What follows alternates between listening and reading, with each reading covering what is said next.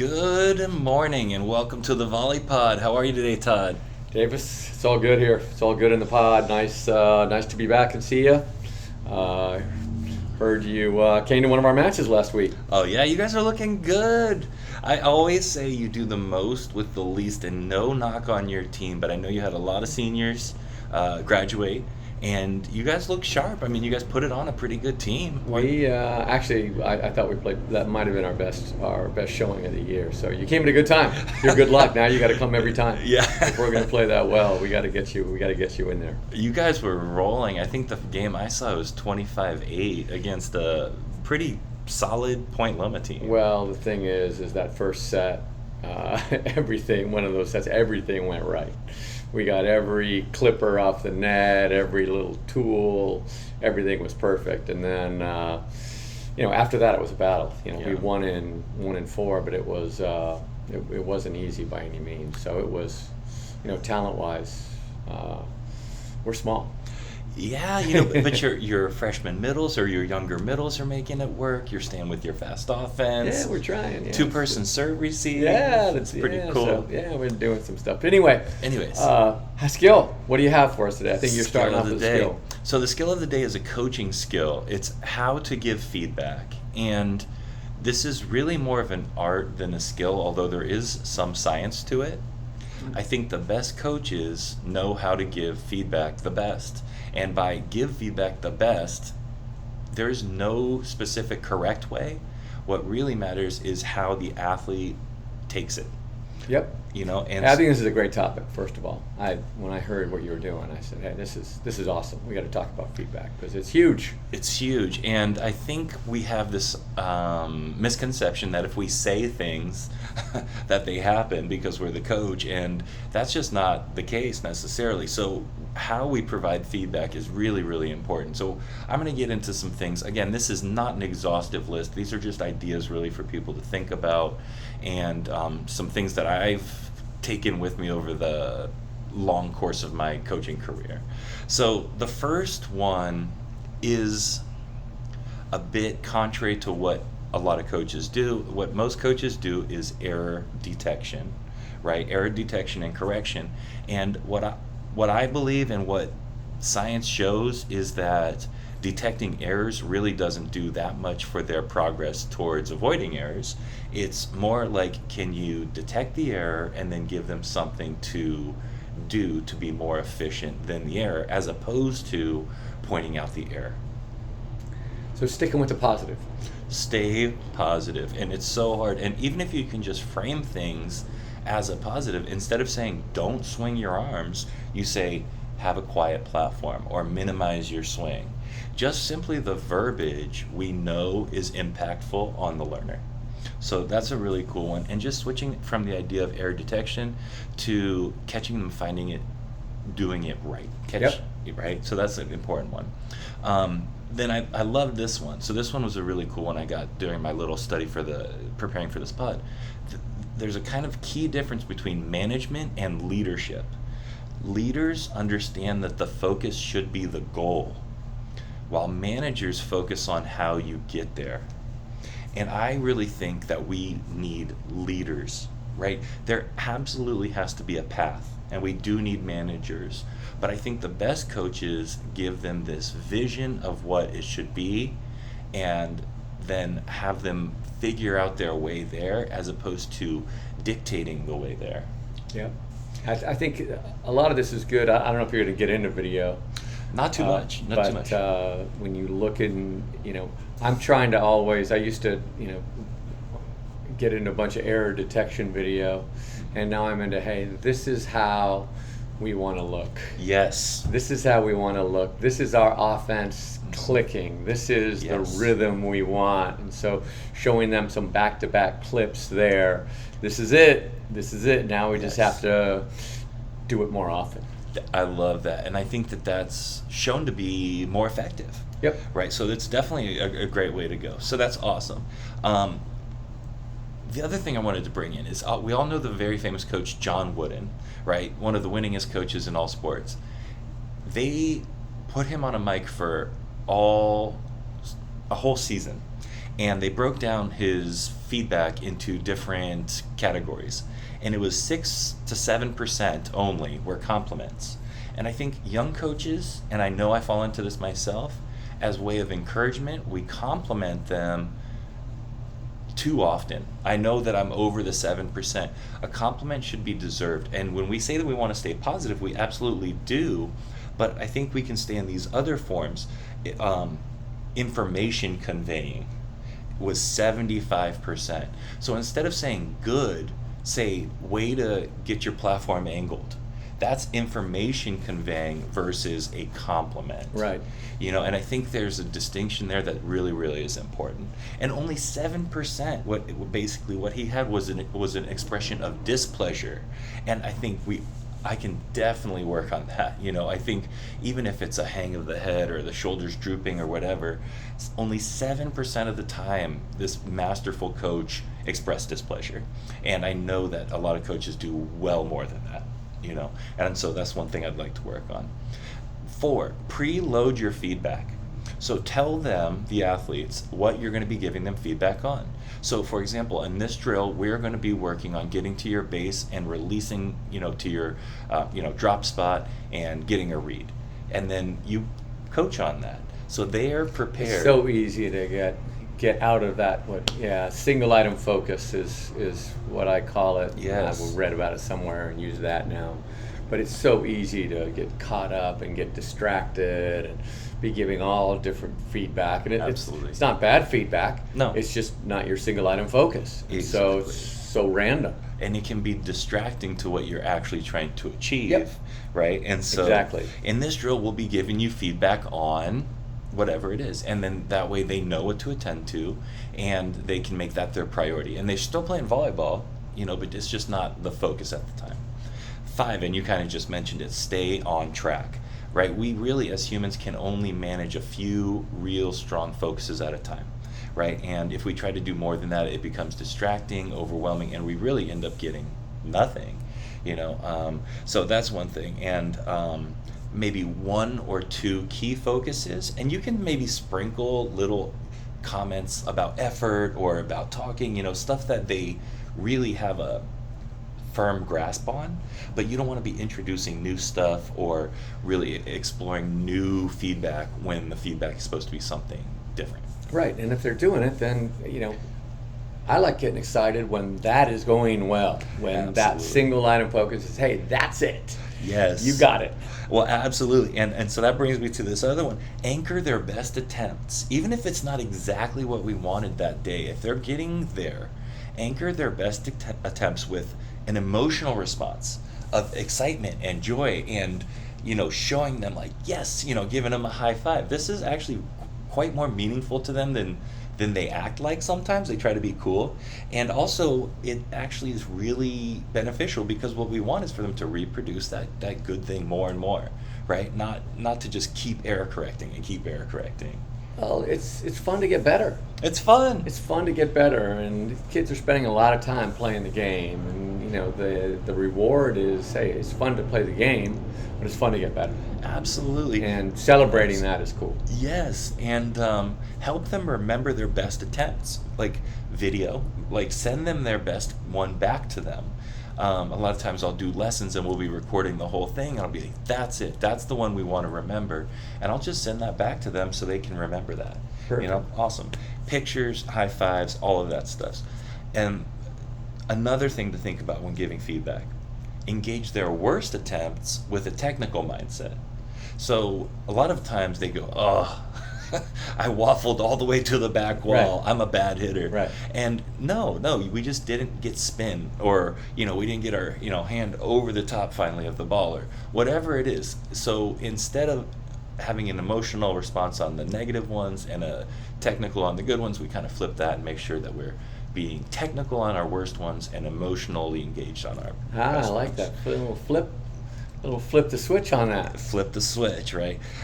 We can also avoid empty feedback, and we mentioned this briefly earlier. Good, bad, unless that's followed by something specific, we're really not engaging a specific behavior, right? And then it can be confusing. What is good? What is bad? And maybe they have a great attitude, but the ball goes flying to the, to the seats.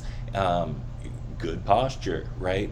As long as it's followed by something concrete, I think that the feedback can still be meaningful in a error or in a mistake. Yeah, I'm a big fan of the good errors, bad errors too. Yes. And so, hey, if they're hitting the back wall, that means their hand's moving fast. Yeah. And we want big errors, especially when you're trying to improve. You got to go for it. Yes, I love it. And we could frame things as getting things closer to their goal, as moving us closer to their goal, or moving away from their goal, right? Like you just mentioned, having a fast arm, we're moving closer to our goal of booming big swings.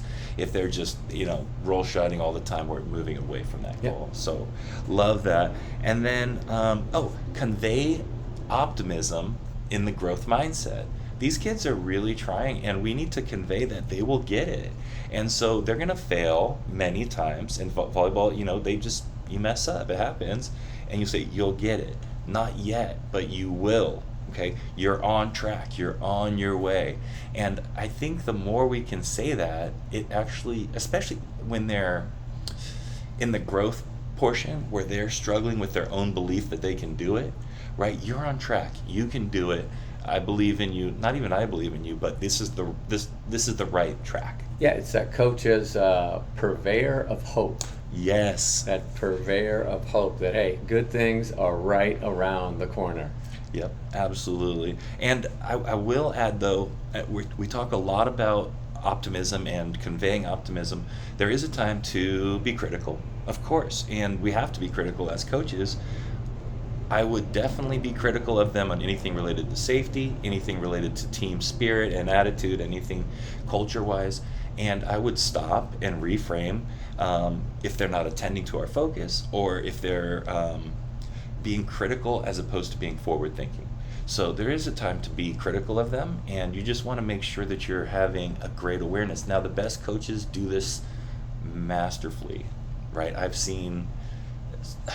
It's surprising to me how many of the best coaches who you think are so tough, quote unquote, deliver their feedback with such a kind nature.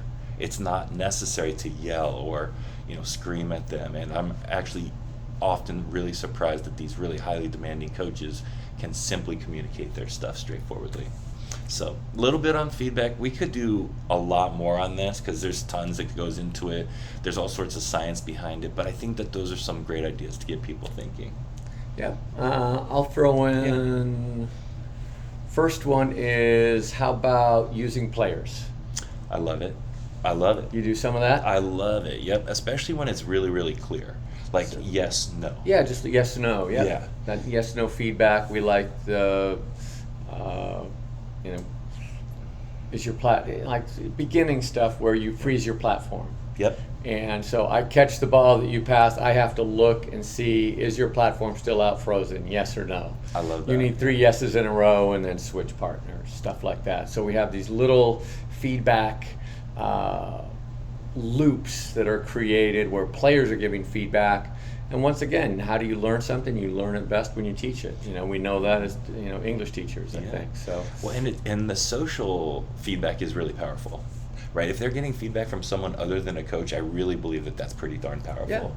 Yeah. So awesome stuff. So right on. So that's the skill of the week, was giving feedback. And what is the scenario? Well, I'm not gonna. This is what I'm dealing with today, Davis, in practice. Okay. So practice into today, and I'll give you a little bit of background.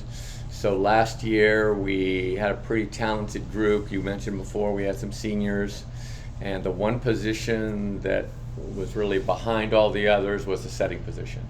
Okay. So we took a couple sophomores, one of whom was a setter, one wasn't a setter, and we trained both of them. Started the season in a 6-2, and eventually took the one who was a new setter and put her back in a DS position, and ended the year in a 5-1 with a sophomore setter. Okay. We come in this year with that same setter returning, and she's gotten pretty good. But then we had a player transfer in who was also a talented setter. Very talented. I wasn't, and you know her well because she played for you. Yep. So now all of a sudden I'm looking at things and going, wait a minute, are we in 5-1, 6-2? How are we going to do this? And we had both of the setters had to miss a little bit early in the season, so there was this. So I really started in a 5-1 with my returning setter, who obviously I'm a little more comfortable with her because, we worked all last year. But I have this other setter, so now I'm saying, wait a minute. There's some coaches who believe, they go, no, 6-2, bunch of moving parts. Stick with the 5-1. You'll be happier in the 5-1, and then hey, I ran a 6-2 for until the last couple of years. We did a 6-2 for probably 10 years prior to that. So pretty comfortable with that. But I'm looking at it through some new lenses right now. I'm looking at serving. I'm looking at defense. I mean, there are a bunch of variables there. Yeah. So absolutely. give me your 2 cents. Well, first of all, I would say you're in a better spot than most because you actually can conceivably do both, right? So you have the choice. So that's a good position to be in to start with, right? I know I know both of the setters, right? They're both around our club often, and they're both good. So you have a legitimate claim to either, is I guess what I mean. Well, right. There's not a huge gap between the setters. Right, and so you're gonna there is and there's gaps in certain ways, but maybe not overall. One of them sets the middle a little better. One of them sets the go a little better. One of them has a little more strength to push stuff out. Ball, yeah. And so one of them is a little better in the air. So there's all these little pluses and minuses, and weighing those out is not easy. So typically my thing is this, and keep in mind that I've had often the twos team at Coast, because I'm working a full-time job, and on the twos teams you don't necessarily get the D1 elite setter a lot of times. So I've been in the 6-2 nearly every year as well, basically, and we will default into the 5-1 when we run out of subs. But my big thing on why more teams should use the 6-2 is you can go pin to pin and use the right side attack when you're out of system. That to me is the biggest thing, and unless you have a slide hitter that can do it, get set out of system when it's a 2-passer, etc., then I think there's a ton of advantage to having a second right side in there that can draw some attention away from the outside, which they're definitely going to load the block up on. That's typically my thing. What do you think of that? I like it because that's something that I haven't thought as much about, that out of system on the right, and we do it so often in practice because a lot of times we're watching the setters compete in practice with the right size, and we spend a lot of time in the 6-2 in practice because it's setters playing back row, so our right siders can play front row, and so we do a lot of that. So I just kind of assume that, we're getting swings out of system on the right all the time in practice. But when we get in the 5-1, you're right, we don't get those. So what do you think of the idea of beginning in a 5-1 and then flexing back and forth? See, I like that. I really like that, and I think it can mess with other teams. They think you're in the 5-1, and then you're not, and you can, in the rally, they'll lose track of you a little bit. I really like the idea of flipping back and forth. And I've never really done it, and I might start. And in club it's difficult because you'll run out of subs real quick. Yeah, in high school I'm subbing less this year than I have, I think, since I can remember. My memory's going, but it's been some years where I always like using a bunch of players, and this year, both of our lefts are Going 6 rotation around. lefts, and then, libero's pretty standard in for the middles, and then we have a serving specialist for a middle is really the only sub we're really using. So it's I have plenty of subs, Right. so I can, You can flip flip around and do a lot of stuff with that. Now, do you have a slide hitter? We don't have a slide hitter. Okay. So that can help stretch it across the net, obviously. That might be something to think about. We're playing around with letting our middle hit off 2 feet behind and serve receive. Shuffle kind of behind. So, yeah, she's when we're in 5 and our middle's behind, back, instead of trying to get her in front, I'm just saying, hey, we're using our jump setting setter as a middle attacker and telling her to be aggressive and then just going fast to the pins. Yeah. See, I like that idea. I think when you are allowing them to play 3-on-2, that's when it gets difficult. Yep. And people are ganging up on us, and we're trying to. Our setter's dumping a bunch, but I think when somebody scouts you, you can only get away with that so often. Yeah, and also when they're so close, it's almost like, why not? And then the only other consideration I would say is, do you have 2 right sides that can actually draw attention? And it seems like you do. Yep, we do. So if you're just putting a right side over there just to have someone, I don't know if that's worth it. No, we have to set them. We have to spread the net. Our lefts aren't super physical. We have to spread the net, so we have to get balls over on the right side of the corner. I just don't think teams defend the right as well as the left. Yeah. And so if I had my druthers, we'd set over there as much as we set the left. Yeah. So you got some stuff to think about. Well, no, that's it's not easy. why the scenario is interesting, and they bring in their different skill sets that both the setters have, and they're both talented. When we start looking at serving and defense and some other things, it's interesting on how it works out. But I will keep you posted. Yeah, keep on me how posted. The match you saw us, we knew we weren't going to go to a 6-2 in that match. We said we're going to be in the 5-1, and then our Thursday match, actually both setters were in on the 5-1 in that match. So tomorrow we have a match, and I think we're going to try to flex a little bit and see how that works. Really cool. So that's awesome. So you're going to check it out, and then the U.S. team for a while, they were going where they would switch to the 6-2 at the end of the game. Into the sets, right? And I think that might be something to mess with too. Yep. So really cool. Well, that's all awesome. right. You have some videos for us? I do. I got some videos, and the first video I have is Lost your videos. I lost my videos. I can cut this. When I restart it. What's this right here?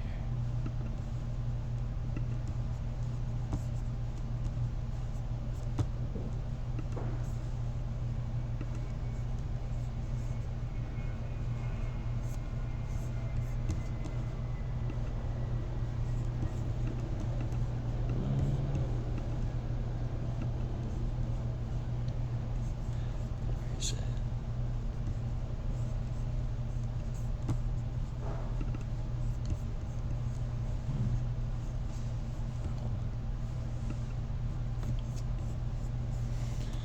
Sorry.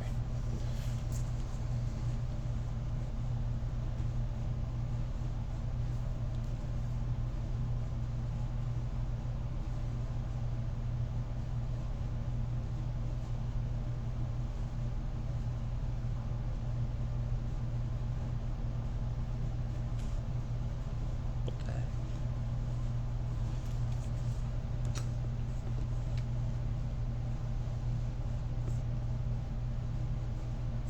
Oh.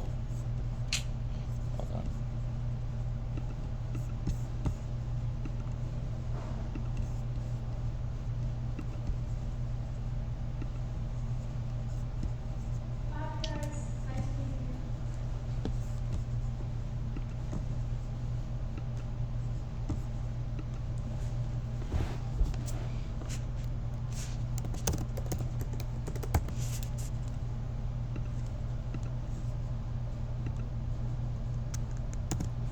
You still recording? Yeah, but I might need to stop it here. Actually, hold on.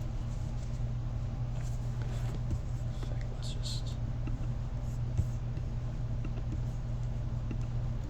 Let me just stop it. I think when I reset it, changed it over. Hold on 1 second. So I get some of my stuff sent, because when I was logging in with Jill initially, we didn't have the VolleyPod Gmail, so I get some of it sent there, so that's why it's annoying though.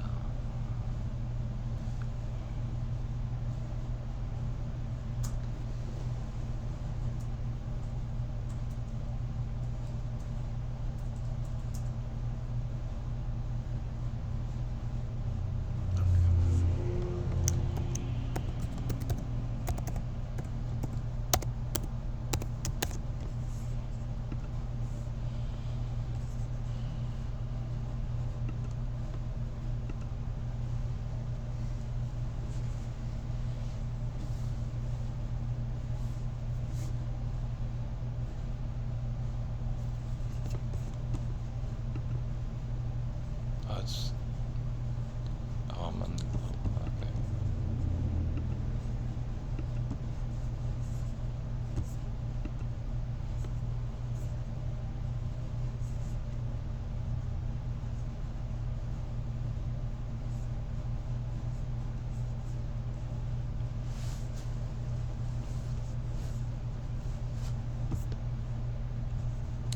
What in the world? Here it is. Choose Louise. Okay.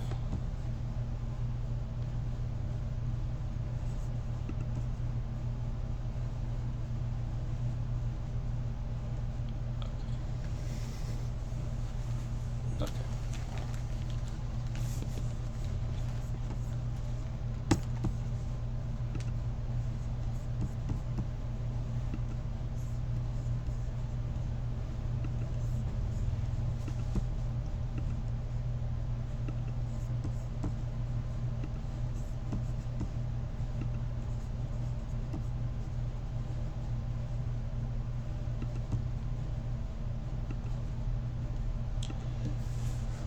All right, so we got the videos for today, and the first video is about error correction, and it's 8 keys to giving feedback that benefits your players. It's a blog, and it's from Coach Dunning, Coach Maddox, and Coach Karai, 3 pretty good coaches. I like my company there. That's pretty nice. I get to hang out there.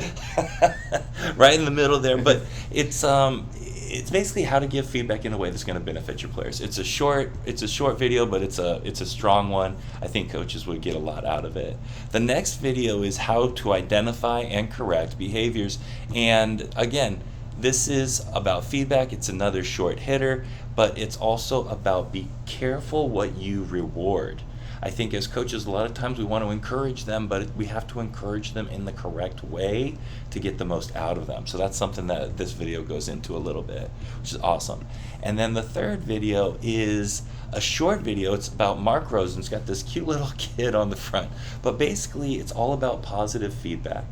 And Mark Rosen, if you know, he's one of the top coaches at Michigan, and they've got a killer program, but he's very positive, and he's basically pointed out that you can still reach a high level being positive.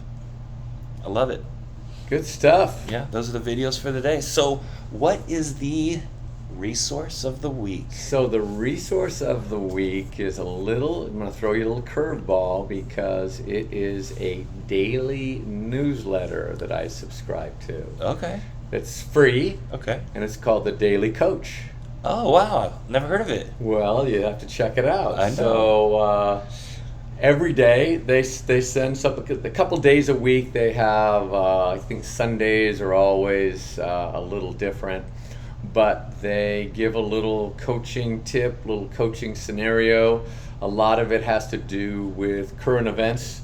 Okay. So let's say when Bill Russell, the Hall of Fame basketball player and coach, passed away, they would do a little blurb on Bill Russell's leadership style as a coach. Okay. Today's, speaking of positive, is they share a little Twitter video on here of Mac Brown, Okay. who is a coach in North Carolina. They won their football game the other day, 63-61. Yes. And he's a 71-year-old guy who's dancing with his football team after this win. Yes. And it goes on to talk about the idea of celebrating. So And the cool. idea of coaches enjoying those good moments, because we have high standards. We're always wanting to get a little better. Yes. But hey, can we share the joy? So cool. If you can check out that video if you ever get a chance, it is enjoyable. So we hit a lot of great stuff today. We talked about giving feedback. We talked about, whether we should run the 5-1 or the 6-2. We didn't really decide, but we had some good food for thought there. We talked about the videos that can give you a little bit more food for thought on, where you might want to go in terms of your feedback style. And then we shared the resource, which is the Daily Coach. The Daily Coach. Sounds good. Well, another great episode. Thanks, Davis. I enjoyed it. Absolutely. See you next time. Bye-bye. Cool. So 24 and 3. Yeah, perfect. So we're writing that. Yeah. Cool. So have you seen Ted Lasso? Yeah. So that video reminds me of the first video of Ted Lasso. Yeah. Do you know what I mean? Where he's dancing with his team.